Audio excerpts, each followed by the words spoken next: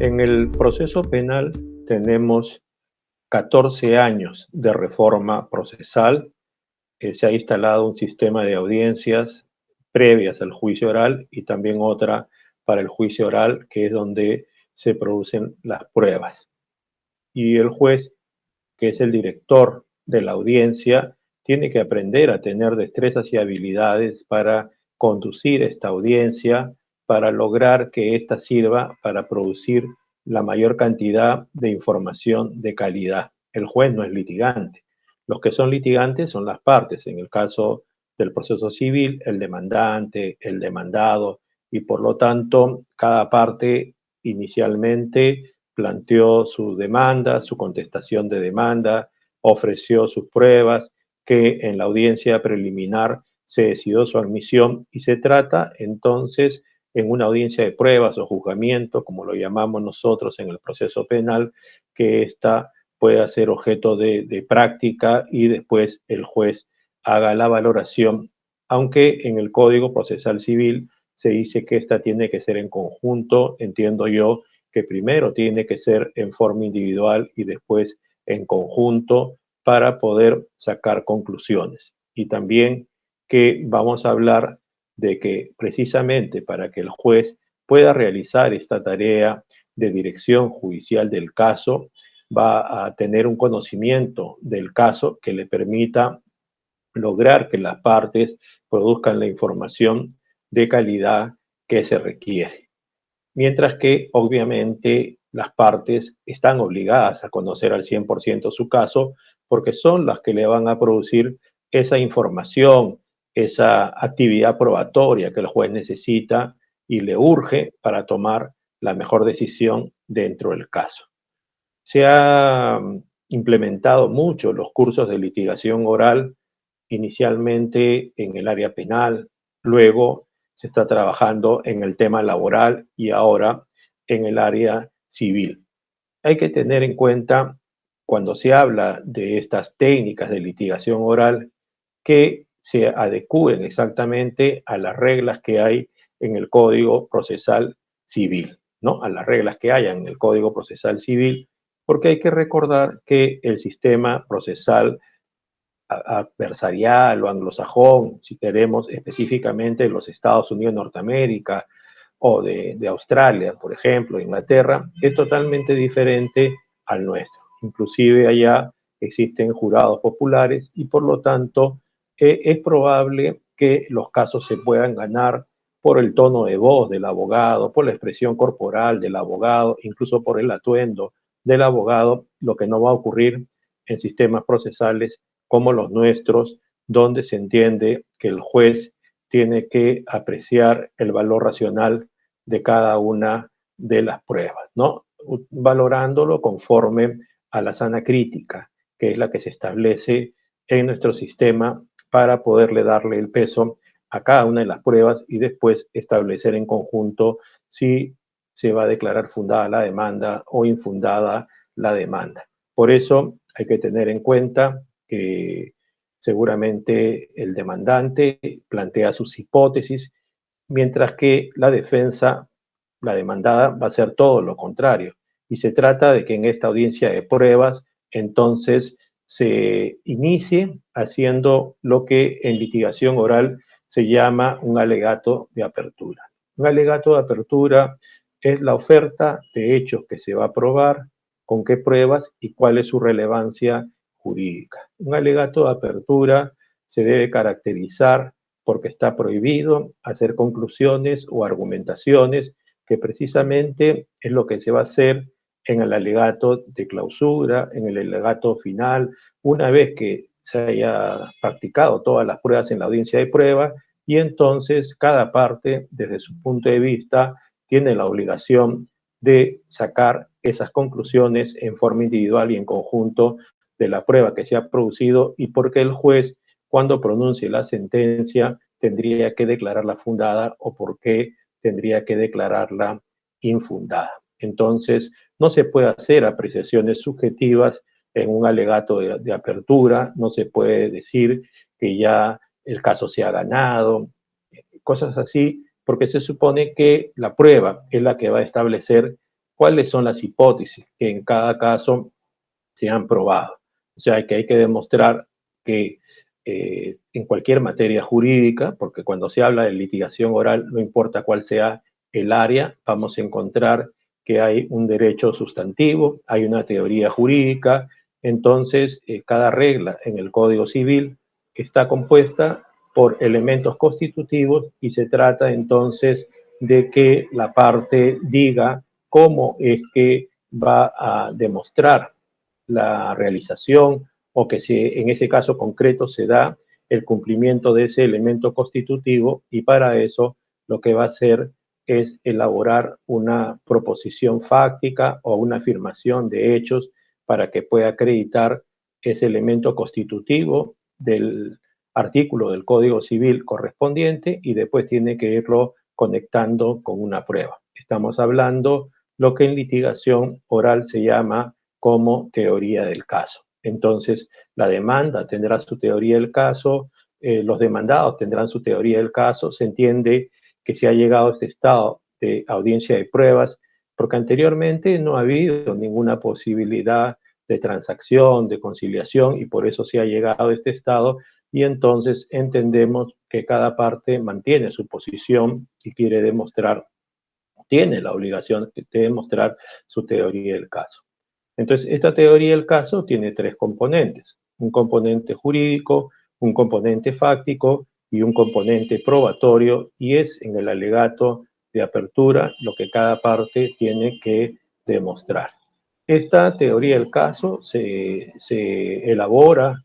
y se advierte desde que se plantea la demanda por escrito. Mucho se ha hablado de que se cambia de un sistema procesal que era escrito a un sistema procesal que es oral, pero hay que recordar que la máxima intensidad de la oralidad se hará en la audiencia de pruebas, que anteriormente se obliga a las partes que sepan argumentar por escrito, que sepan dar las razones fácticas y jurídicas de su pretensión o de su contestación a la pretensión, porque en el área civil, si no se cumplen con estas, se declara inadmisible la demanda. Por lo tanto, desde el comienzo de que se va a elaborar la demanda o la contestación de la demanda, que se va a tener una visión, se va a tener una meta, hacia dónde se quiere llegar en ese proceso, y eso es lo que se conoce como teoría del caso. Es en la teoría del caso que los que tienen teoría del caso son los demandantes y demandados. El juez no tiene por qué contar con una teoría del caso porque el juez tiene que ser imparcial. El juez tiene que conocer el caso para que pueda dirigir el caso, pero el juez, como ustedes lo saben, no es parte y por lo tanto el juez va a realizar su labor de director de la audiencia, va a exigir que la parte que ofreció la actuación de una prueba cumpla con esta y esa es su labor, ¿no? Inclusive en el Código Procesal Civil hay la previsión de que pueda haber prueba de oficio y entiendo que esto sería, como pasa también en el proceso penal, solo de manera excepcional y cuando se trate de corroborar la fiabilidad o la autenticidad de alguna prueba que la Fiscalía haya, o perdón, en este caso que el demandante y el demandado hayan presentado. O sea, no se trata que el juez tampoco saque una carta debajo de la manga, que las partes la desconocen, sino que más bien que las partes son las que, a propósito de las pruebas que están produciendo, el juez tiene la obligación de confirmar esa información y en ese sentido el juez dispondría la actuación de esta prueba de oficio. Entonces, lo que va a pasar también es que después de este alegato de apertura, se entiende que la parte que ofreció una declaración personal, entonces lo que tenga que hacer es empezar a examinar a esa parte que se ofreció, ¿no? Entonces, de tal manera que podría ser la propia parte, podrían ser testigos, podrían ser peritos, en fin, porque también esto puede ocurrir y entonces la idea es que el juez necesita contar con información de qué es lo que ha podido percibir esa parte, cuáles son los hechos que pretende probar, y entonces no se trata que el demandante o el demandado, cuando tengan que examinar a su parte o a su testigo o perito, hagan preguntas que contengan la respuesta, o sea, preguntas sugestivas. Se entiende que las preguntas tienen que ser abiertas. Se reconoce una pregunta abierta por la primera palabra con que empiezan, ¿no? Qué, cómo, cuándo, dónde, indique, explique, detalle, narre, de tal forma que se puede explayar la parte o el testigo o el perito que esté prestando la declaración, ¿no? En el proceso penal se ha incorporado una disposición recién en el año 2013 que autoriza que en el contraexamen pueda haber preguntas sugestivas cuando se trata de la contraparte, la que tiene que encargarse del examen. En la litigación oral de los sistemas anglosajones se dice que esta herramienta es la más eficaz para obtener la verdad, pero hay que tener en cuenta también en el proceso civil cuáles son los estándares de prueba que se exige para poder decidir una sentencia o a favor o en contra, y qué es lo que se busca también en el proceso civil, porque cuando le hacemos preguntas a un testigo que en preguntas que contienen la respuesta para que él conteste con monosílabos, sí, no, cierto, no cierto, correcto, no correcto, y lo hacemos de esa manera porque consideramos que ese testigo no está predispuesto a contestar nuestras preguntas, que él ha sido propuesto por la otra parte y para eso lo han traído, para que demuestre las proposiciones fácticas de la teoría del caso de la otra parte, y por eso debemos impugnar su credibilidad a través de estas preguntas sugestivas, ¿no? Pero el problema puede ser que cuando sometemos a una presión a una persona, imagínense, nosotros en nuestra área penal tenemos testigos que son habituales, a los señores policías que intervienen mucho en las investigaciones de los delitos, pero en materia civil va a ocurrir como también en materia penal, porque la mayor parte de testigos que van a declarar son personas que lo van a hacer una sola vez en su vida. 20 o 30 minutos van a estar sometidos a un examen, y la cuestión tiene que ver de que si la información que han podido percibir estas van a poderla transmitir como corresponde y no se van a sentir obligados por la presión a decir respuestas que no corresponden, lo que podría ocurrir, por ejemplo, en un contraexamen con preguntas sugestivas. Entonces, ¿qué es lo que queremos nosotros de la declaración del testigo en los casos? Eso hay que tomar en cuenta, esto es muy importante y nosotros estamos haciendo una evaluación y tiene que ver con una materia nueva que se llama razonamiento probatorio. Entonces, hay que tener en cuenta eso, ¿no? También en el caso de que la parte examine o contraexamine, algunos hablan de interrogatorio directo o contrainterrogatorio, la diferencia está en que cuando lo denominamos de la manera última, lo que va a ocurrir es que está limitado a preguntas y respuestas. Pero cuando hablamos de examen, cuando hablamos de contraexamen, es más amplio porque también podemos solicitarle que hagan reconocimientos de documentos o que hagan reconocimientos de otra clase de objetos, porque obviamente los documentos y los objetos no han aparecido solos. Hay alguien que esos documentos, esos objetos, lo ha puesto a disposición de la parte o ha elaborado esos documentos o esos objetos, y por lo tanto, primero se tiene que hacer alusión a cómo es que se ha originado ese documento o ese objeto, y para eso también requerimos una declaración personal. Y después de que se haga con la descripción de qué documento sería, su contenido, igual que los objetos, recién le pondríamos a la vista ese documento, esos objetos, para que se corrobore o no lo que la persona nos está diciendo, o es que hay falsedad por parte del testigo. Entonces hay que tener en cuenta también este uso de los términos, porque como les repito, viene de un sistema procesal que es anglosajón, adversarial, que es distinto que el nuestro, ¿no? Entonces, tenemos pues que se van a hacer preguntas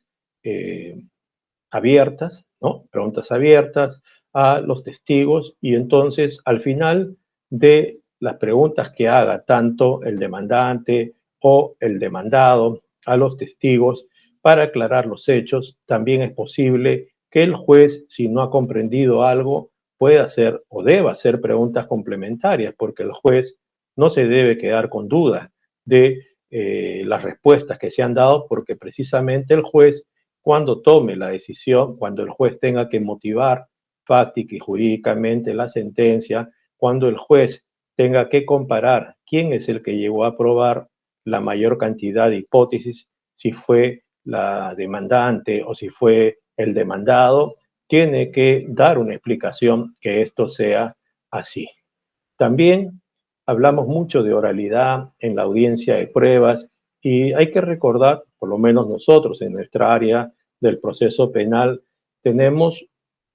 un origen europeo continental, español, italiano, alemán, francés, de Portugal, y hablamos de inmediación y consistía, así lo dijimos al comienzo de la reforma hace 14 años, que se trataba de colocar a los testigos de cara a los jueces para que sean examinados o interrogados por las partes y el juez mire y escuche cómo declaran para establecer la credibilidad o no en sus declaraciones. Hoy día hay que tomar en cuenta que el tono de voz de un testigo, que la expresión corporal de una persona, o sea, si está sujeto a un examen y, por ejemplo, mira el techo, le tiembla la voz, mira al piso o no mira al juez, o sea, la parte lo va a interrogar y las respuestas no se la dirige al juez, puede ser porque esté nerviosa la persona y por lo tanto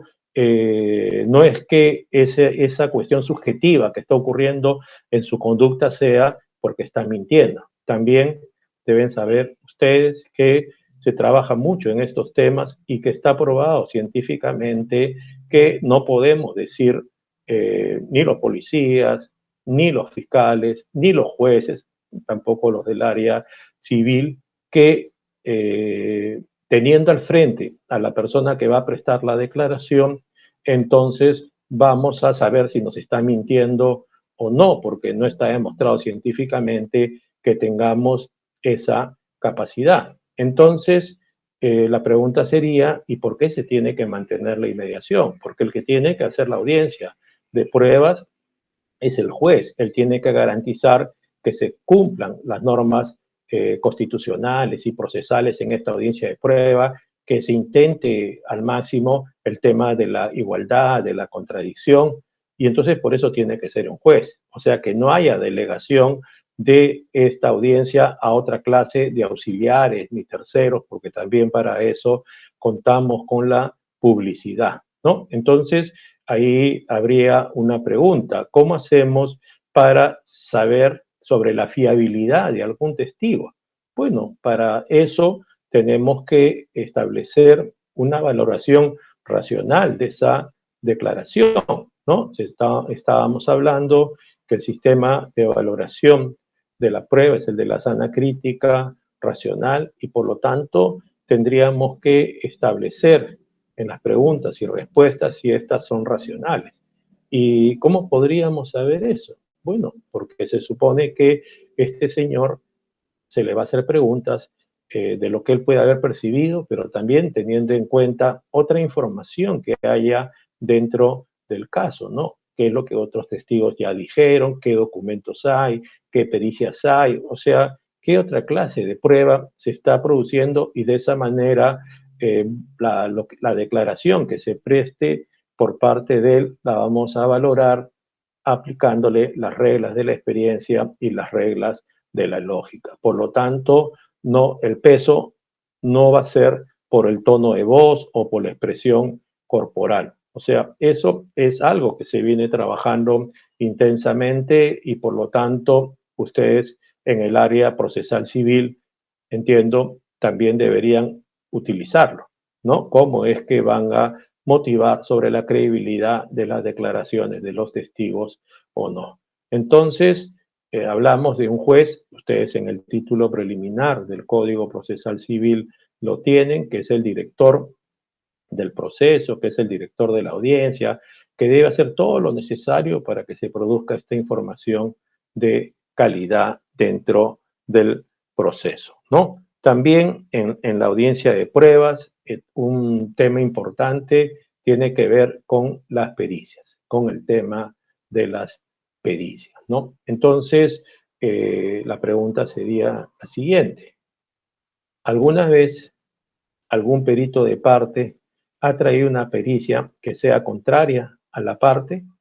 Porque se entiende que las pericias tienen que ser objetivas, ¿no? Las pericias se tienen que contribuir a que se pueda esclarecer los hechos y se pueda lograr una respuesta que sea lo más próxima a la verdad en el proceso. No vamos a entrar a discusiones filosóficas de qué clase de verdad, forense, jurídica, real, sino el proceso existe porque se entiende que hay que lograr una respuesta que sea lo más próximo a la verdad con la información que las partes provean y por lo tanto las pericias son científicas o son técnicas y cuando hablamos nosotros de ciencia, la ciencia es la verdad y para eso se entiende que estas deben tener la mayor confiabilidad, deben tener la mayor solvencia científica y eso va a estar dado por algunos criterios. Nosotros en el área procesal penal nos regimos por jurisprudencia vinculatoria de las salas penales de la Corte Suprema y sacamos el Acuerdo Plenario Penal 4-2015, donde establecimos un acuerdo plenario sobre la valoración de la prueba pericial, donde establecemos que se deben cumplir dos requisitos. Primero, idoneidad y en segundo lugar, método. Idoneidad, o sea, tiene que ver con quién es el que ha hecho la pericia, o sea, tiene título profesional, tiene algunos posgrados, tiene algunos diplomas de especialización, ¿no? Para ver si es calificado. Y en segundo lugar, método, porque se entiende que si es un tema científico, técnico, hay distintos métodos, hay distintos protocolos para poder realizarla, todos tienen errores y se trata de obtener el que tenga la menor cantidad de errores. También en los Estados Unidos de Norteamérica, el año 1993, su Corte Suprema sacó una jurisprudencia que hasta la fecha en lo sustancial se tiene en cuenta, que es el caso Dauber versus Merrell. Dauber versus Merrell, donde se establece criterios de confiabilidad o solvencia científica de las pericias. Entonces, como por ejemplo, que el método o protocolo que se haya utilizado sea el más racional para poder hacer ese dictamen, o sea, estará en función a que tenga la menor cantidad de errores que dicen las estadísticas. ¿Y a quién le tendríamos que consultar? A la comunidad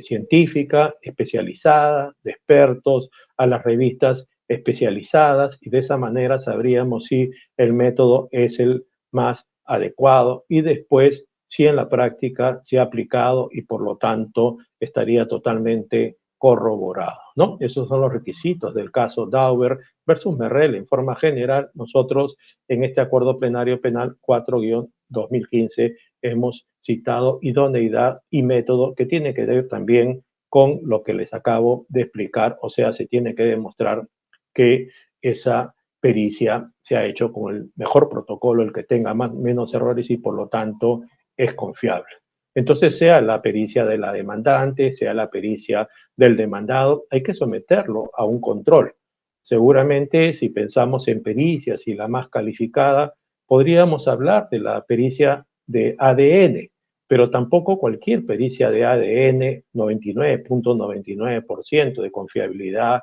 se estima, puede tener tal valor, porque dependerá de qué laboratorio lo ha hecho, o sea, si está acreditado el laboratorio o no, si cuenta con los reactivos, tendrá que verificarse que sea así, porque de lo contrario podría haber esta clase de problemas, o en la cadena de custodia, de cómo se obtuvo la muestra, cómo se procesó. Ustedes tienen muchos casos de filiación, por ejemplo, para establecer la paternidad de personas demandadas, y entonces se trata de todo esto para asignarle el mayor valor a estas pericias. No importa que sea la del demandante, la del demandado, en ambos casos hay que hacerle ese control de calidad para que en su momento el juez le pueda asignar la mayor fiabilidad, ¿no? Entonces, inclusive podría haber un debate para que esto se pueda esclarecer, y el juez quizás hasta podría solicitarle a los peritos si se ponen de acuerdo en algunos puntos, porque no tiene que ser que discrepen de todo. ¿Cuáles son los puntos en los que se han puesto de acuerdo? ¿Cuáles son los que discrepan previamente? Y con esa información las partes ya están informadas y se hacen los exámenes, los contraexámenes en la audiencia de pruebas, y el juez también hace las preguntas que corresponden, de tal manera que así se puede lograr contar con la mejor información de calidad. También tienen previsto ustedes documentos, pericias. Ya sobre los documentos ya indiqué lo que correspondería, y entonces en el tema de inspecciones también es posible que se puedan realizar inspecciones, ¿no? Donde, teniendo en cuenta cuál es la realidad, para que pueda haber ese desplazamiento de todos en otro momento, o de repente también, ahora que tenemos estos problemas de pandemia, ahora tenemos audiencias virtuales. Entonces, ¿cuál es el problema? De que sea físico, que tengamos que ir a una sala de audiencias de juzgados civiles, o que se pueda hacer virtualmente. No habría ningún problema en la medida que, si se trata de un testigo, por ejemplo, de la parte que va a declarar, estemos seguros que la parte lo está haciendo espontáneamente, el testigo lo está haciendo espontáneamente, ¿no? Nosotros, en materia procesal penal, lo que hacemos es, si la persona está en otro lugar del país, las Cortes Superiores de Justicia tienen unas salas de audiencia, tenemos un sistema de transmisión de información, donde va a haber un oficial de justicia que verifique que ingrese a un ambiente, esté solo, de tal manera que así, primero, tenemos un buen sistema de comunicación, y en segundo lugar, sabemos que las preguntas que le hagamos las va a responder él solo, ¿no? No tiene ahí un teleprompter, no tiene un celular debajo que está mirando, no hay nadie que le está soplando las respuestas, porque si no, ¿para qué entonces lo traemos a una persona que decimos que ha podido percibir los hechos? Una vez que se haya practicado toda esta prueba, digo, porque ustedes tienen prueba típica, prueba atípica, entonces llegará el momento donde la fiscalía o el demandante, en el caso civil, y el demandado harán su alegato de apertura. A diferencia del alegato de clausura, en el alegato a diferencia del alegato de apertura, en el alegato de clausura urge que cada parte saque conclusiones sobre cada una de la prueba que se ha producido, y en conjunto, o sea, es obligatorio argumentar, y entonces para que el juez pueda tomar la mejor decisión. Acá entendemos que durante toda esta audiencia de pruebas el juez ha logrado tal dirección judicial, tiene tales destrezas y habilidades para conducir la audiencia, que las partes deben entender que la brevedad de los alegatos es el manjar de los jueces, que no se trata de hablar mucho, porque los jueces conocemos ley, conocemos doctrina, conocemos jurisprudencia, salvo que haya salido ayer, anteayer, pero si no, entonces lo que necesitamos saber es lo que desconocemos al 100%, como cada parte, que son los hechos concretos del caso. Y por lo tanto, urge que la parte